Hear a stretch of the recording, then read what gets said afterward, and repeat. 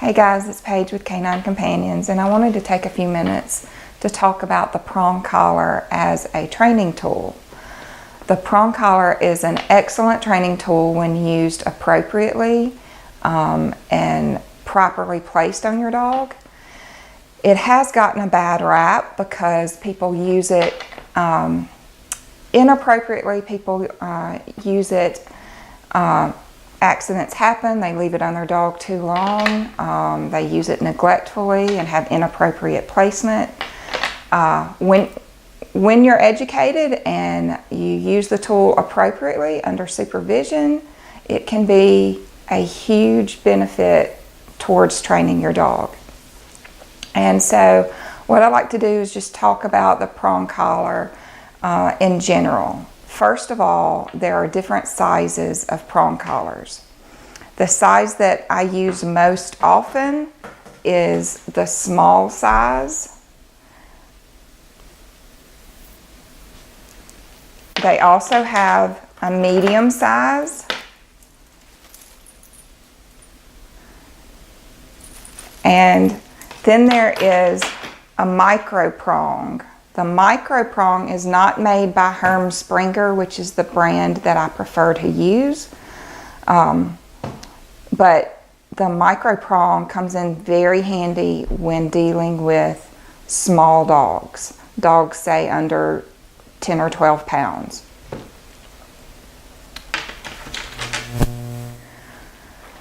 As I said before, I like to use the small prong collar. I find that it is easier to manipulate. It doesn't take quite as much strength, finger strength, to connect and disconnect as the larger medium prong collar. Oops. You have to use a bit more strength for these bigger prongs.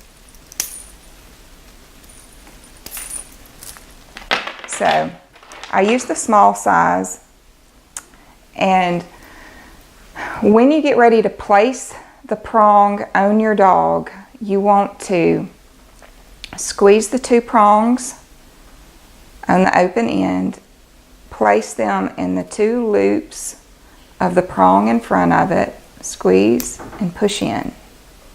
When you get ready to disconnect the prong, you can do it one of two ways. I like to put my thumb on the loop of the prong in front, push up and pull out. I'll do that one more time a little faster. Squeeze, place in,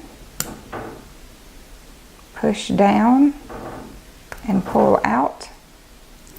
The other way, you can use the Herm Sprenger brand. It's the only brand that has a flat plate in the middle. Some people like to use the flat plate to push down and pull the prong out.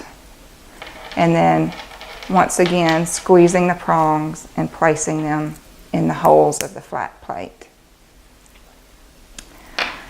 So that's how you connect and disconnect. The other thing you need to know is there is a swivel ring that swivels and turns on the chain, and there's also a round circular O-ring. When you attach your dog's leash, you want to be sure and attach it to the ring that swivels. If you attach it to the circular O-ring that does not swivel, you can twist and it can limit the effectiveness of the collar. It will twist your chain. The other great thing about a prong collar is it is self-limiting. When your leash is attached and you pull, it will only tighten so far. It won't continue to tighten and tighten and tighten. So the likelihood of it cutting off your dog's airway is extremely, well, it's just not there. It can only tighten so far. So those are the three sizes, small, medium, and micro. For those that have difficulty with finger strength, they do make adaptations to the prong. This one happens to be a buckle, and so you simply squeeze and pull out and then just push it in. You always want to make sure with the buckle that once you have secured it, give it a good little tug so that you know that it is tightly secured. The buckle can wear out on you, and so you need to keep a good eye on the status of your buckle. There are also a number of YouTube videos out there on how to modify your existing prong collar if you're having trouble with the finger strength. There are other ways to do it. This is just one example. So there are a couple of things you need to also keep in mind about making sure that your prong collar is connected properly. It's quite easy to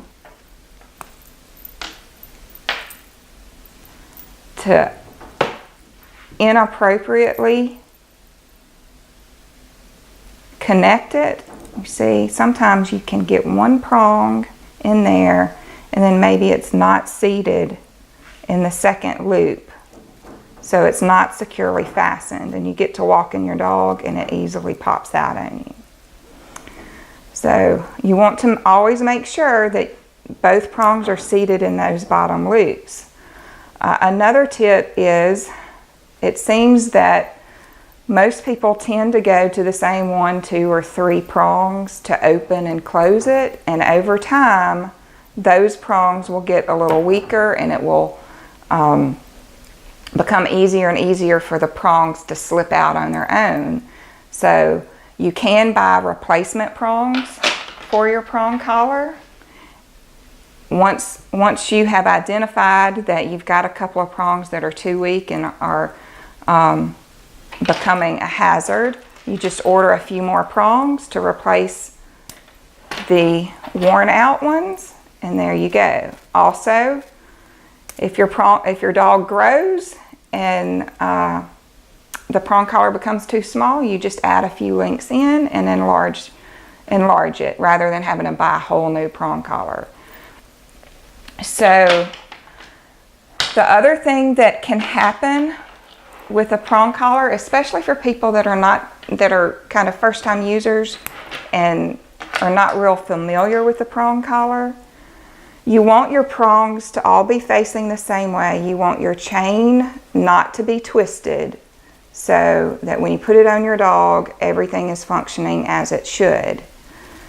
Something that can happen is if you take the prongs off and you just have this last prong seated next to the flat part, sometimes this prong can get turned on you, and you go to fasten and you're like, what is wrong? This does not work right.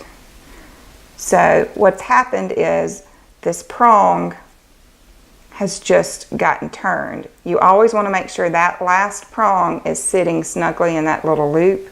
Same thing on this one. That flat plate should be snugly fitting in that loop there. That way, when you go to put it on, all your prongs are facing the right way and you can connect them appropriately. So, also when you get ready to buy those replacement prongs, for whatever reason, when you go online, you're going to type in the Herm Springer, unless you're looking for a micro prong. And the size that I most often use for all dogs is the 2.25 gauge. Sometimes when you go to put them in your cart, they're not listed small, medium, large. They're listed by gauges. So I like the 2.25. That's what I send most dogs home on. A step up from that is the 3.0. So 3.0 is the medium size.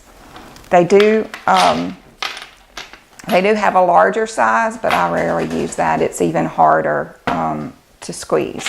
So that's A couple of tips on the prong collar. It's nothing to be feared, but you do need to know how to use it, how to monitor your dog with it in order to get the most effective use out of it.